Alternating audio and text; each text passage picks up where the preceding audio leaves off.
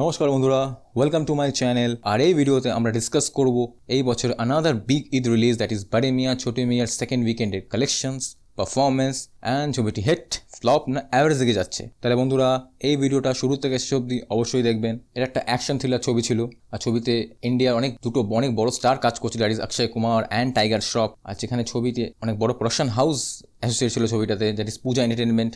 আর ছবিটি অ্যারাউন্ড 3500 স্ক্রিনসে মুক্তি পেয়েছিল India and more than 2000 screens abroad. ছবির ভালো প্রমোশন হয়েছিল, ছবির লার্জ স্কেলে শ্যুট হয়েছিল, ছবির বাজেট ছিল মোর দ্যান 350 কোটি। এটা বলিউডের one of the most expensive ছবি ছিল।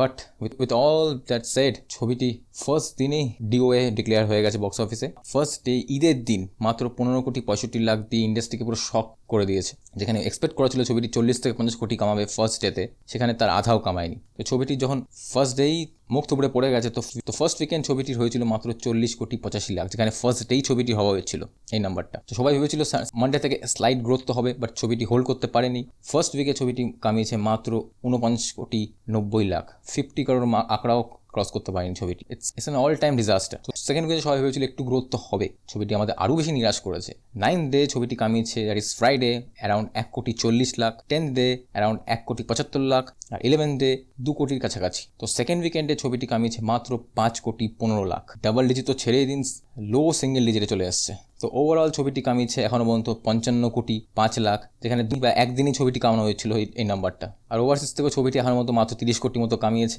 না বললেই হয় এটা। So with that side, it's not just a disaster, it's not a flop, it's one of the greatest disasters ever made in Bollywood. এই ছবিতে কমসে কম 250 কোটি টাকার ওপর তো লস হবেই ফর প্রডিউসার্স, ডিস্ট্রিবিউটার্স, এক্সিবিউটার, সবার লস এই ছবিতে। অ্যাক্টাররা কাজ করেছেন, তাদের ক্যারিয়ারের জন্য ছবিটি ভীষণই হার্মফুল। এই ছবিটাতে both audience and critics disappointed হয়েছে, থামস ডাউন দিয়েছে from both audience and critics. Rotten tomato score মাত্র 20%। ছবিটি ইস্ট ওয়েস্ট সাউথ, ছবিটি ইন্ডিয়ার কোনো জায়গায় চলেনি, অ্যাব্রড তো ছেড়ে দিন, ইন্ডিয়ার কোনো জায়গায় ছবিটি চলেনি। আর বেশিরভাগ জায়গায় শোজ ক্যান্সেল হয়ে গেছে এই সেকেন্ড উইকেন্ডের থেকে, স্ক্রিনসও অনেক কমে গেছে। তো এই বছরে দুটো Eid release, that is Maidaan and Bade Miyan ছোটে মিয়া, দুটোই আমাদের ডিসঅ্যাপয়েন্ট করেছে। দুটো কম্বাইন করে 100 কোটি হওয়ার মধ্যে কমায়নি নেট। তো এটাতেই বোঝা যাচ্ছে যে দুটো বই কত বড় ডিজাস্টার। এই ছবিটি আর কত অপমান ঝেলে অ্যাট দ্য বক্স অফিস। যেই গ্রোথে যাচ্ছে, আই থিঙ্ক 70 কোটি থেকে 75 কোটি হার্ডলি হয়তো কামাবে ব্যাস, যেখানে ছবির বাজেট ছিল মোর দ্যান 350 কোটি। সো এটা বলিউডের সোনারা অক্ষরে লেখা যাবে যে এটা একটা one of the greatest flop of all time. তো বন্ধুরা, আপনারা এই ছবিটি দেখে থাকেন, তাহলে আপনার এই ছবিটি কেমন লেগেছে সেটা আমাকে অবশ্যই কমেন্টে জানাবেন। আর যদি ভিডিওটি ভালো লেগে থাকে তাহলে লাইক, কমেন্ট, শেয়ার, সাবস্ক্রাইব করে দেবেন। Till then, take care, bye by.